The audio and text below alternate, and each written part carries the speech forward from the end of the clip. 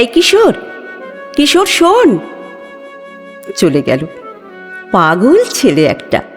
প্রতিদিন কত কষ্ট করে, কত সময় চুরি করে আমাকে রক্তকরবী এনে দেয়।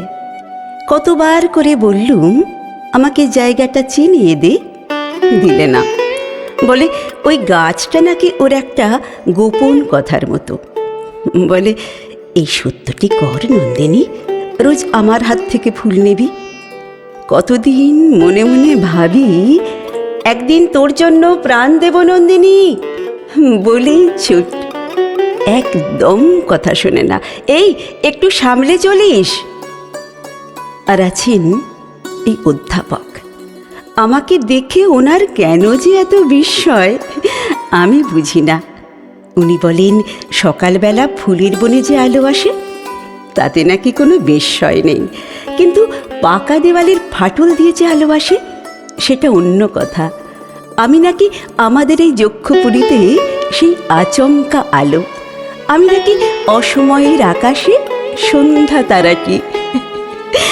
আমাকে দেখে ওনাদের ডানা চঞ্চল হয়ে ওঠে। আমি তো হেসেই মরি। আমার কি ইচ্ছে করে জানো? ইচ্ছে করে ওই অন্ধকার সুরঙ্গের ডালাটি ফেলে দিয়ে তাতে আরও আলো ঢেলে দিই। আর কি ইচ্ছে করে জানো?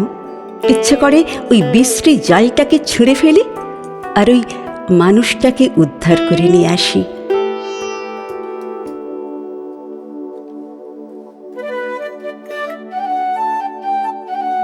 রাজা, রাজা শুনতে পাচ্ছ? পৌষের গান, ফসল কাটতে হবে যে, তারই ডাক।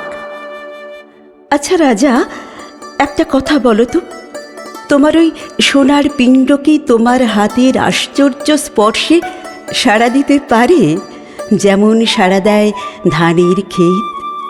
আচ্ছা রাজা, আর একটা কথা বলো তো, পৃথিবীর ওই মরা ধন নিয়ে নাড়াচাড়া করতে তোমার ভয় করে না? পৃথিবী তার আপনার প্রাণীর ধন আপনি খুশি হয়ে দেন, কিন্তু যখন তার বুক চিরে মরা হাড়গুলোকে ঐশ্বর্য বলে ছিনিয়ে নিয়ে আসো, তখন তার সঙ্গে কানা রাক্ষসের অভিসম্পাত নিয়ে আসো। দেখছো না এখানে সবাই কেমন রাগ করছে, কিংবা সন্দেহ করছে, কিংবা ভয় পাচ্ছে? তাই তো বলছি রাজা, বেরিয়ে এসো, এই মাটির ওপর পা দাও, পৃথিবী খুশি হয়ে উঠুক। বেরিয়ে এসো রাজা, রাজা বেরিয়ে এসো, বেরিয়ে এসো রাজা, বেরিয়ে এসো।